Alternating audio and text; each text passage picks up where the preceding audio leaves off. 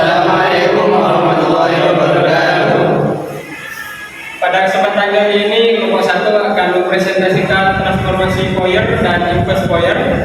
Nah, sebelum kita memasuki pada pembahasan kali ini, izinkan kami untuk memperkenalkan diri masing-masing. Dimulai dari saya. Saya sendiri Muhammad Firdaus dengan NIM 25213019 dan rekan-rekan saya. Dan saya Muhammad Sarwal Dili dengan NIM 25213016. Saya Kevin Firmansyah dengan NIM 25213024. Saya Abdullah Putra dengan NIM 2521306029. Saya Ahmad Hasan dengan NIM 25213024. Ya, sesi perkenalan tadi sudah selesai. Pada kesempatan kali ini, kelompok kami akan membahas 3 bagian. Yang pertama itu ada konsep dasar. Konsep dasar dari memahami domain waktu dan versus domain frekuensi. Setelah kita membahas konsep dasar, selanjutnya kita akan membahas tentang perhitungan. Perhitungan ini sendiri kita akan menghitung secara manual dari verifikasi manual FT dan inverse Fourier. Setelah kita menghitung secara manual, kita akan mensimulasikan atau agenda yang terakhir. Kita akan mensimulasikan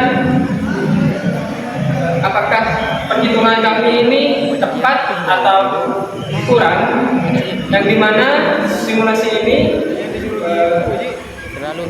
implementasi perhitungan menggunakan MATLAB. Begitunya keterlaluan.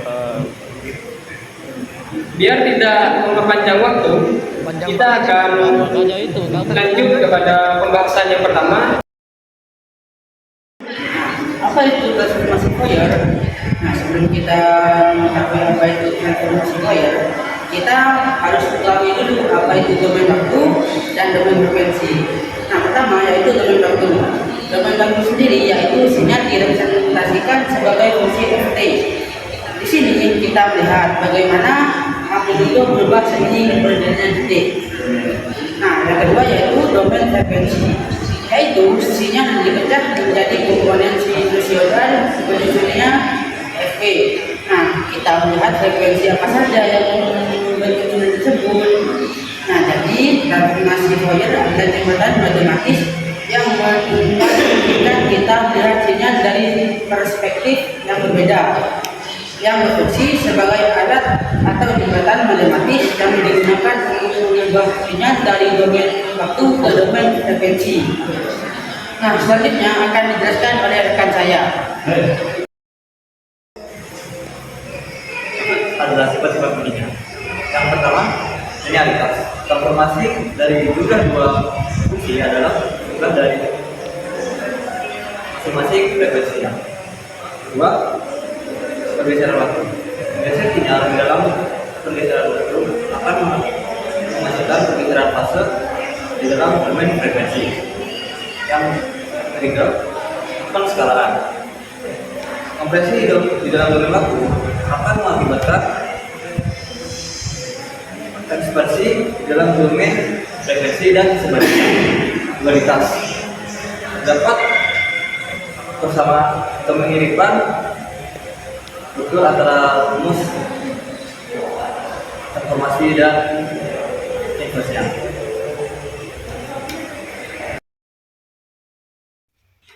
Selanjutnya, di sini saya akan membahas mengenai rumus dasar transformasi Fourier. Secara mendasar, transformasi Fourier berfungsi untuk mengubah sinyal dari domain waktu, yaitu Ft, ke dalam domain frekuensi, yaitu f omega. Mari kita perhatikan rumusnya di layar. F omega sama dengan integral dengan batas bawah negatif tak hingga dan batas atas positif tak hingga Ft E pangkat min JWT dt. Di sini kita memiliki beberapa komponen penting. Yang pertama, Ft merupakan sinyal dalam domain waktu. F omega adalah representasi sinyal tersebut dalam domain frekuensi. Yang ketiga, omega adalah frekuensi sudut di mana nilai setara dengan 2πf. Yang keempat, J adalah unit imajiner, yaitu akar dari negatif 1. Dan yang terakhir adalah E, yang merupakan bilangan Euler. Dalam proses perhitungan ini, kita juga menggunakan identitas Euler yang terlihat di sisi kanan slide untuk menjabarkan fungsi eksponensial kompleks menjadi fungsi trigonometri. Jika kita mempunyai E pangkat J omega, itu sama dengan cos omega ditambah J sin omega. Yang kedua, jika kita mempunyai E pangkat negatif J omega, itu sama dengan cos omega dikurangi J sin omega. Identitas ini sangat penting karena menjembatani fungsi eksponensial kompleks dengan fungsi sinus dan kosinus, yang sangat memudahkan kita dalam menganalisis sinyal di domain frekuensi. Selanjutnya, sini saya akan lanjut ke contoh soal pengerjaan dari transformasi Fourier. Oke, di sini saya akan menjelaskan contoh soal pengerjaan dari metode Fourier. Ini kita mempunyai soal Ft sama dengan 2 yang berada di antara negatif 2 sampai dengan 2. Untuk grafiknya, berarti kita menggunakan ini. Itu dari negatif 2 ke 1 dan 2. Untuk ketinggiannya berada di 2 di sini dan di 2.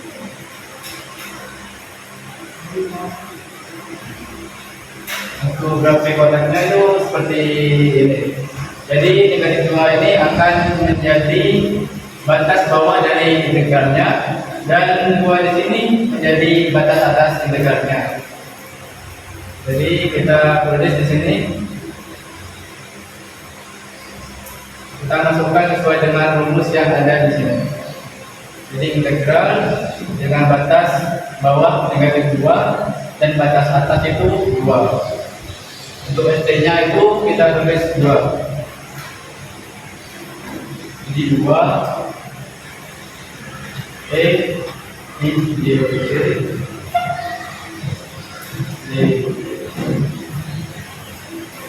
Selanjutnya kita keluarkan angka 2 ini di depan integral menjadi 2 integral 2 E min J.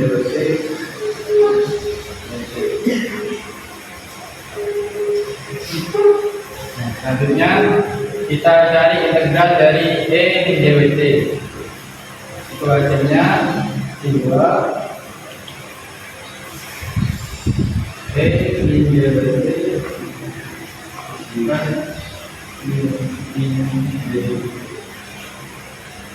itu batas bawahnya itu negatif 2 dan batas atasnya 2. Selanjutnya kita kerjakan dengan mengerjakan batas atas dikurangi dengan batas bawah. Hasilnya 2 T min J W. T-nya ini diganti dengan batas atas, itu 2 min 2 per min dW.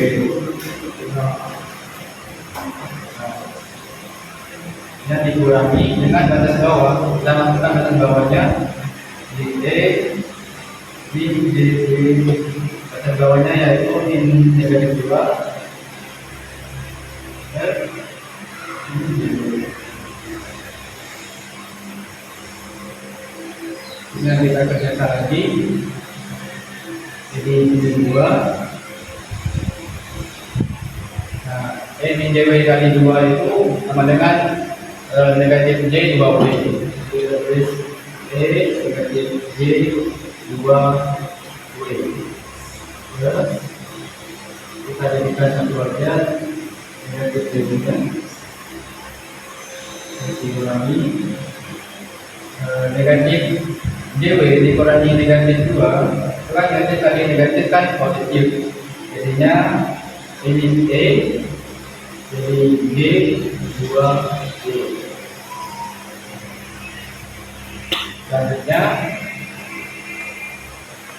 kita keluarkan min JW ini ke depan dulu menjadi 1 per 3W. Nah, untuk yang E-2W nya itu kita sederhanakan lagi pakai rumus Euler. Jadi E-2W itu kita pakai rumus ini. Jadi dari sini di cos, karena tadi di sini 2W, berarti di sini kita tambahkan 2 dan 2W. Terus dikurangi ini 2W.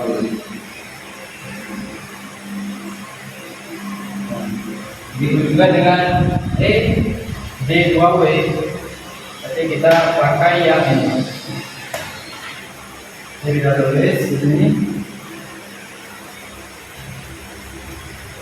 cos 2W tambah D2W.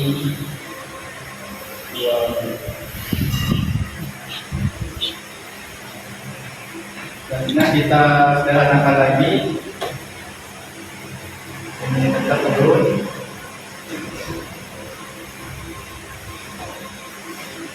Nah, di sini kita buka turunnya, berarti setiap komponen yang ada di sini itu dikalikan dengan tanda negatif. Nah, jadi ini tetap jadi cos 2W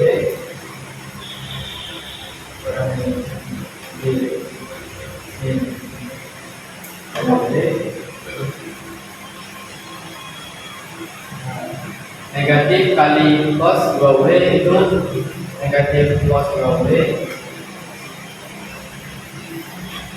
negatif kali plus j sin 2W itu negatif j sin 2W.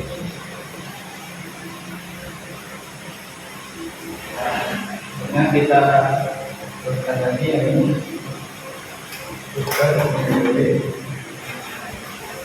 Cos 2W dikurangi dengan cos 2W itu kan 0, jadi tidak bisa ditulis. Dan negatif j sin 2W dikurangi negatif j sin 2W itu sama dengan negatif 2 j sin 2W.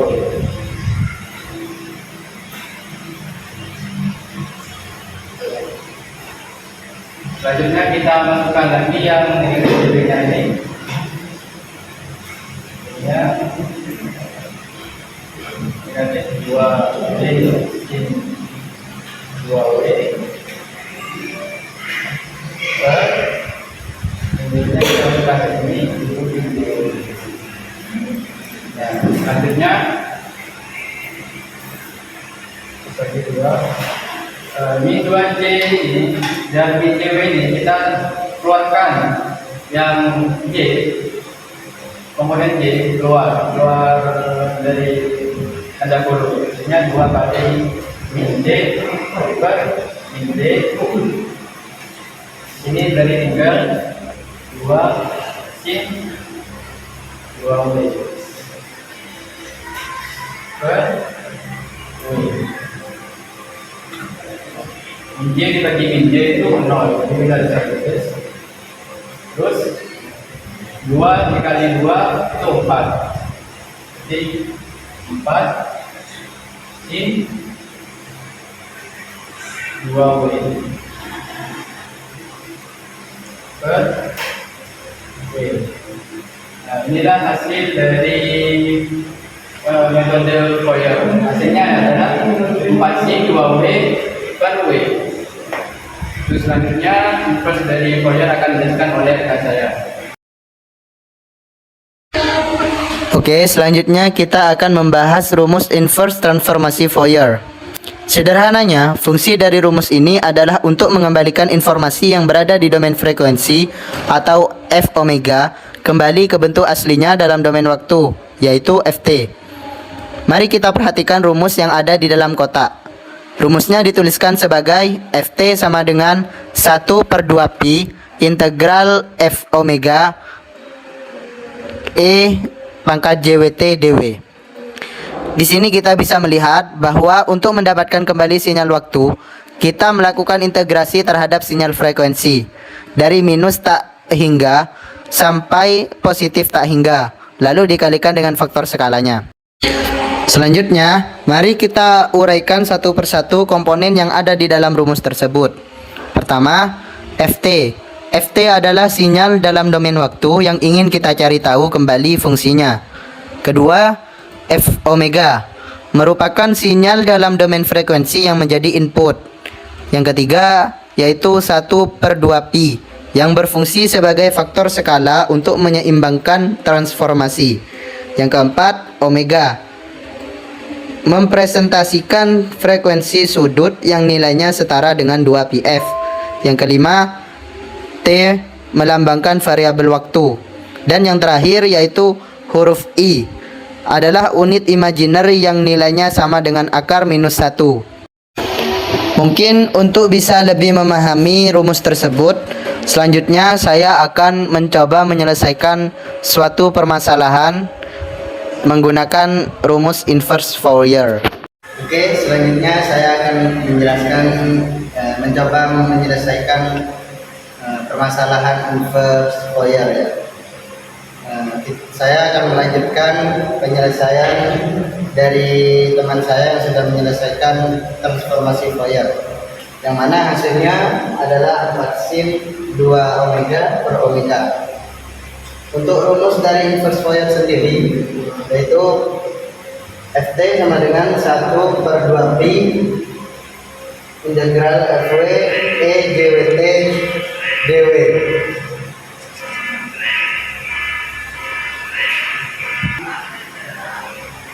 Langsung saja kita selesaikan. Satu tulis dulu.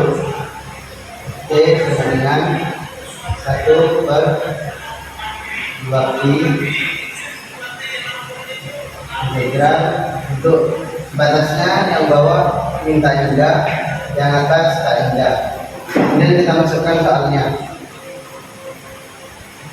4 sin 2 omega per omega E JWT D omega.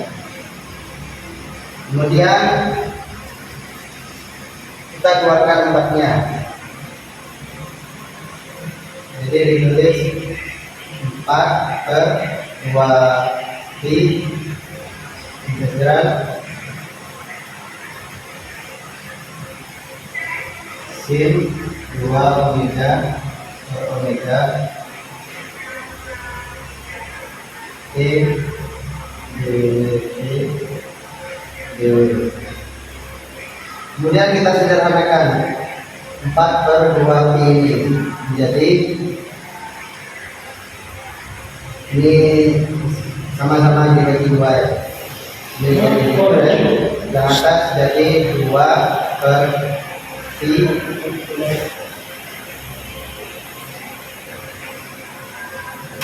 sin 2 omega per omega E JWT dW.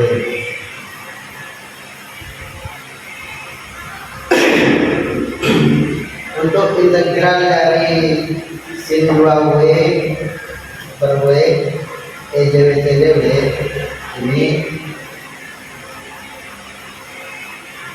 untuk yang atas itu I bisa min 2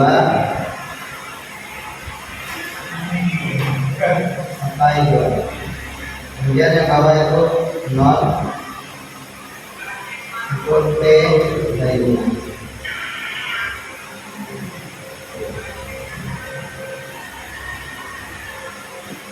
Kemudian kita hitung 2/pi dikali, pertama dikali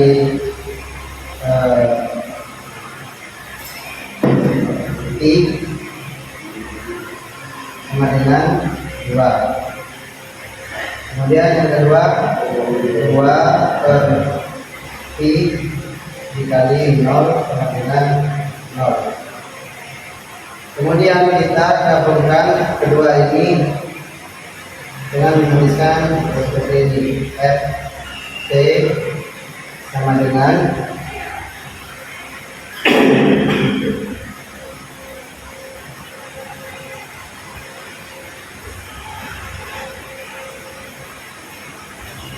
dua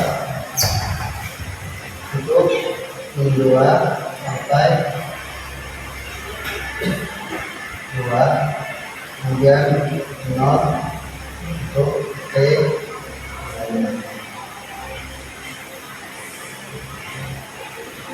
Jadi setelah kita membalikkan dari hasil transformasi Fourier-nya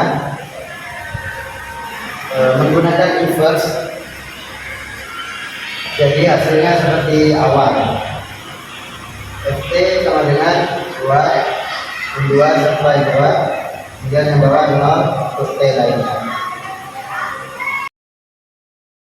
Oke, selanjutnya di sini saya akan menjelaskan tentang cara simulasi di MATLAB-nya untuk hasil perhitungan Fourier dan inverse Fourier tadi. Yang pertama kita buat filenya dulu. Di sini saya udah buat file Fourier-nya. Ini kita tempel kodenya atau programnya. Nah, ini kan shift TW. Nah, ini adalah fungsi asalnya. Jadi maksudnya itu T plus 2 itu maksudnya nilai dimulai dari T negatif 2 dan berakhir di T min 2, artinya berakhir di T sama dengan 2. Nah, 2 di sini itu sebagai altitudo atau ketinggian dari sinyalnya. Oke, coba kita run di sini. Maka hasilnya adalah 4 kali C2W per W. Artinya hasil perhitungan saya manual tadi di papan itu sudah benar. Nah, selanjutnya kita cek yang inverse-nya. Nah, kita inverse. Kita salin dulu adanya sini. Nah, yang TW ini kita balik nih jadi WT. Nah, untuk yang fungsi itu kita ganti dengan FW-nya. Jadi sini itu FW sama dengan hasilnya apa? Hasilnya kan tadi 4 kali sin 2W per W. Nah, ini kita salin aja di sini. Oke. Kita dua. Nah, FW di sini kita ganti FT. T inverse. Nah, Fourier ini kita tambahkan I Fourier. T ini kita ganti dengan FW. FW ini FW. Nah, TW ini kita ubah jadi WT. WT. Simplify itu kita ganti FT inverse. FT inverse.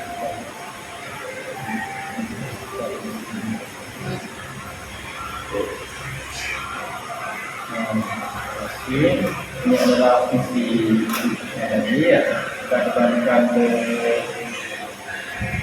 domain waktu T pendaftaran. Nah, maka hasilnya akan kembali ke dalam domain waktu.